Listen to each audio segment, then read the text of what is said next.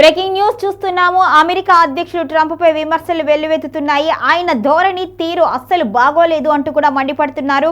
అటు దేశ ప్రజలే కావచ్చు, మిగిలిన వారు కావచ్చు, మొత్తానికైతే నోబెల్ బహుమతి విషయంలో ట్రంప్ చేసిన పని అయితే అంత ఆమోదయోగ్యం కాదు అంటూ నోబెల్ ప్రైజ్ కమిటీ కూడా ఆగ్రహం వ్యక్తం చేస్తోంది. ఇక వెనిజులాకి సంబంధించిన ప్రతిపక్ష నేత నుంచి ఆయన నోబెల్ బహుమతిని అయితే స్వీకరించారు.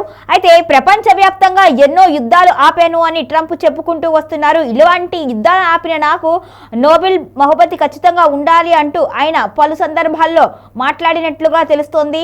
ఇన్ని యుద్ధాలు ఆపినందుకు తనకు నోబెల్ శాంతి ఇచ్చి తీరాలి అంటే ట్రంప్ చెప్పుకుంటూ వచ్చారు. చివరికి ఏది ఫలించలేదు. ఎవరు కూడా ఆయనకి నోబెల్ బహుమతి గురించి ఎవరు ఆయన్ని రిఫర్ చేయకపోవడంతో ఇక చివరికి ఆయనే నోబెల్ బహుమతి అందుకోవాలి అని నిర్ణయించుకున్నారు. ఈ నేపథ్యంలోనే ఇప్పటికే నోబెల్ అందుకున్న వెనిజులా ప్రతిపక్ష నాయకురాలను పిలిపించుకొని ఆమె నుంచి నోబెల్ బహుమతి తీసుకున్నారు. వెనిజులా ప్రతిపక్ష నేత నుంచి ఇలా ట్రంప్ నోబెల్ తీసుకోవడంపై నార్వేకు చెందిన నోబెల్ అవార్డు కమిటీ తీవ్రంగా స్పందించింది.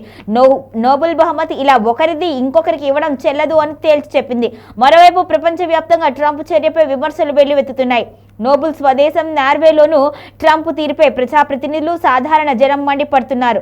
ఇతరుల అవార్డులతో తనను తాను అలంకరించుకునే క్లాసిక్ బలిపశువు ట్రంప్ అని నార్వే ఎంపీ అభివర్ణించారు. ఇతర దేశాల్లోనూ రాజకీయ నాయకులు, సామాజికవేత్తలు ట్రంప్ పై ఫైర్ అవుతున్నారు. ఇక ట్రంప్ ఇలా దొడ్డిదారిన నోబెల్ బహుమతి తెచ్చుకోవడంపై కూడా ఇంటర్నెట్లో నెటిజన్లు మండిపడుతున్నారు. రష్యాకు మాజీ అమెరికా రాయబారి మైకెల్ ట్రంప్ వేరొకరి బహుమతిని స్వీకరించడం పట్ల ఎలాంటి ఇబ్బందిగా అనిపించడం లేదో తనకు అర్థం కావట్లేదు అంటూ కూడా ఆయన అభివర్ణించారు.